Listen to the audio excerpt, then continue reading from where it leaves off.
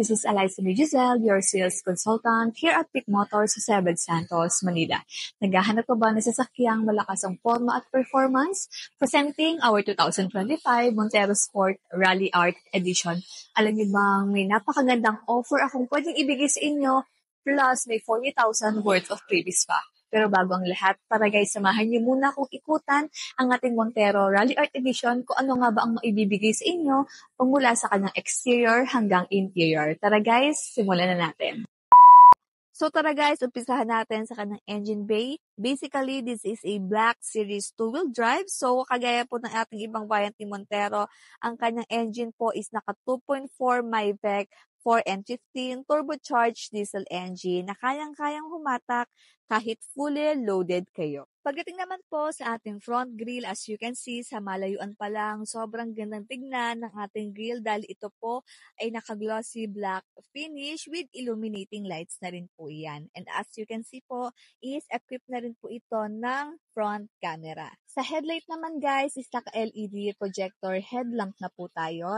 And equipped na rin po ito ng daytime running light. And as you can see po, may mga sensor na rin po tayo dyan. Sa atin naman pong front under garnish, as you can see guys, is may red accent na rin po tayo dyan para magmas mukhang sporty look ang ating unit. And by the way guys, equipped na rin po ito ng dalawang towing hook. So wheels guys, naka 18-inch alloy wheels. Ating fender flare is naka glossy black, sobrang ganda. Even yung kanyang mugs is naka glossy black din po. By the way guys, equipped na rin pala to ng Rally Art Mudguard. Sa ground clearance naman is naka 218mm po siya. Sa side mirror, napakaganda rin, naka glossy black na rin po yan, naka power adjustment and with turn signal light. And equipped na rin po iyan ng ating 360 camera. Sa door handle guys, same po rin po ng kulay and naka-keyless operating system na po tayo dyan. Ito naman tayo sa likod, sa kanyang tail lamp is equipped na po ito ng combination ng LED and halogen tail lamp. And of course, as you can see yung spoiler niya, sobrang ganda, naka-glossy black finish na rin yan. Even yung kanyang back door garnish is naka-glossy black na rin. Diba? Sobrang ganda tignan. And equipped na rin po ito ng reverse camera for your advanced safety. Sa ating clear under garnish, same sa harapan with red accent and Rally Art logo and equipped na rin po ito ng 4 sensors sa likod. Interior naman tayo guys, pagpasok pa lang sa driver's side, may armrest po na naka-indicate and burgundy color na rin siya. Sobrang ganda ng combination ng kulay and of course naka-indicate na rin po ang ating power window adjustment and central door lock.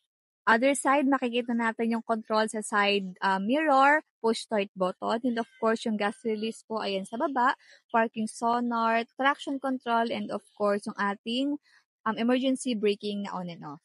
Sa steering wheel, naka-3-spoke leather wrap, with multimedia control sa kaliwa, sa kanan naman yung cruise control, hands-free button, and voice command. Equip na rin po ito ng paddle shifter, yung headlight control, andyan na rin po, manual pa rin po tayo dyan, even yung kanyang wiper is naka-manual control pa rin po tayo dito. By the way, natitilt and telescopic din pala ang ating steering wheel. Sa atin naman pong aircon system, naka-dual zone na po tayo dyan with control knobs na po para mas kontrolado po natin yung lamig sa loob ng ating cabin. Of course, hindi rin mawawala yung ating mga charging ports, Type A and USB type at meron na rin po tayong cigarette lighter sa loob.